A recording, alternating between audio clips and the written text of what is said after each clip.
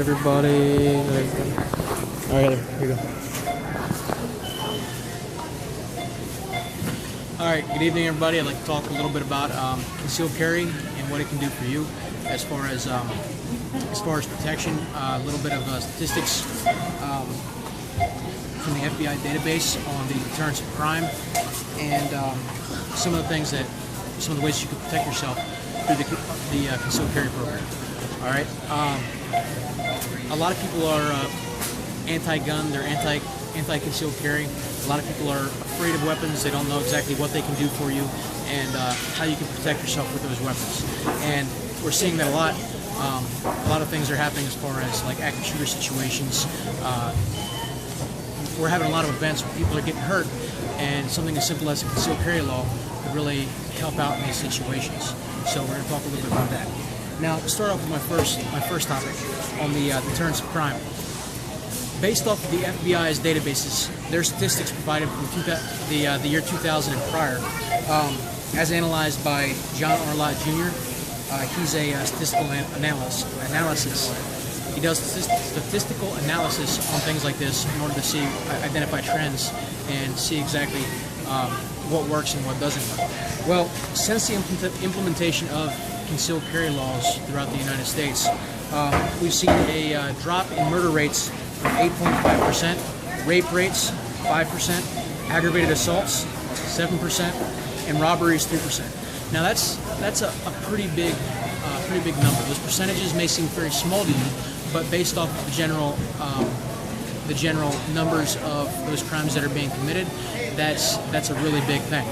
Now, a way to put that in perspective for you is it's estimated through this same statistical analysis that if these laws were put into effect in the years 1977 through 1992, it's estimated that we'd have 1,570 murders that would be prevented, 4,177 rape cases that wouldn't have occurred, over 60,000 aggravated assaults never would have happened, and 12,000 robberies would have been prevented by these concealed carry laws.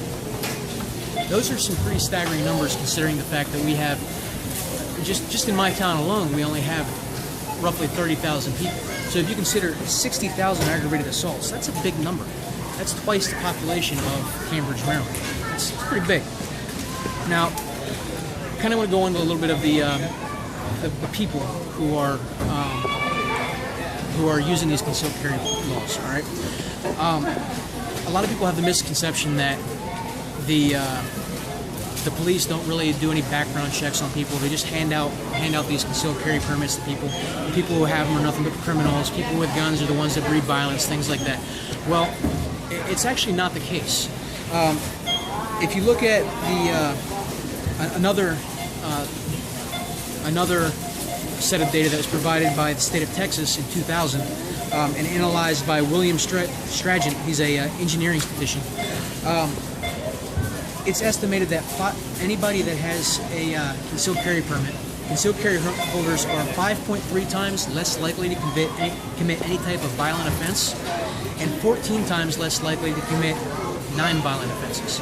So if you look at the number of people who are abiding by the law versus people who are not abiding by the law, and people who have concealed carry permits and people who don't have concealed carry permits, you're a lot more likely to find somebody who's committing some sort of felony or crime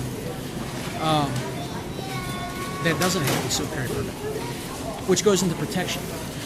Now, those same people that have the concealed carry permit, a lot of them, their primary reason for having it is they feel safer. It helps them to have that sense of security when they're walking around on the streets. Regardless of whether they need it or not, they have that security blanket. Well,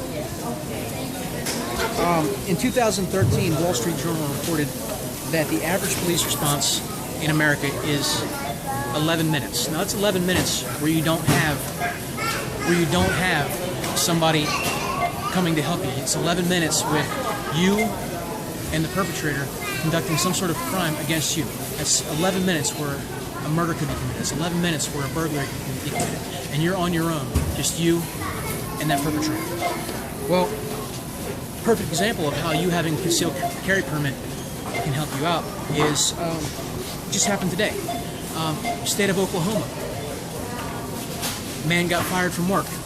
Immediately after getting fired from work, he walked out to his car, got in the car, wrecked the vehicle into the side of the building, exited the vehicle, then went inside with a knife, repeatedly stabbed the woman, and then beheaded her.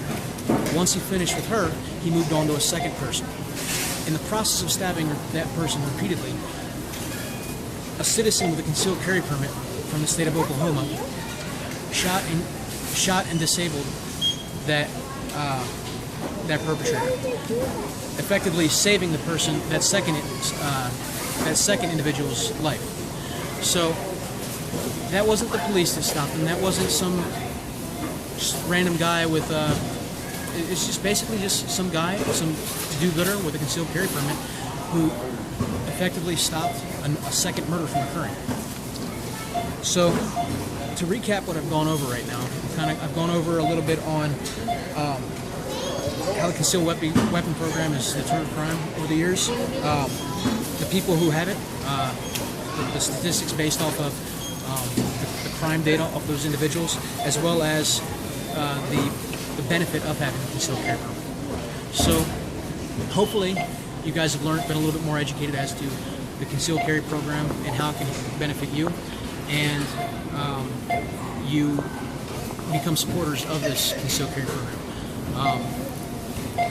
My goal is I want everybody to be well educated about it, and I want people to make good decisions, and I hope that now you're on my side. Thank you.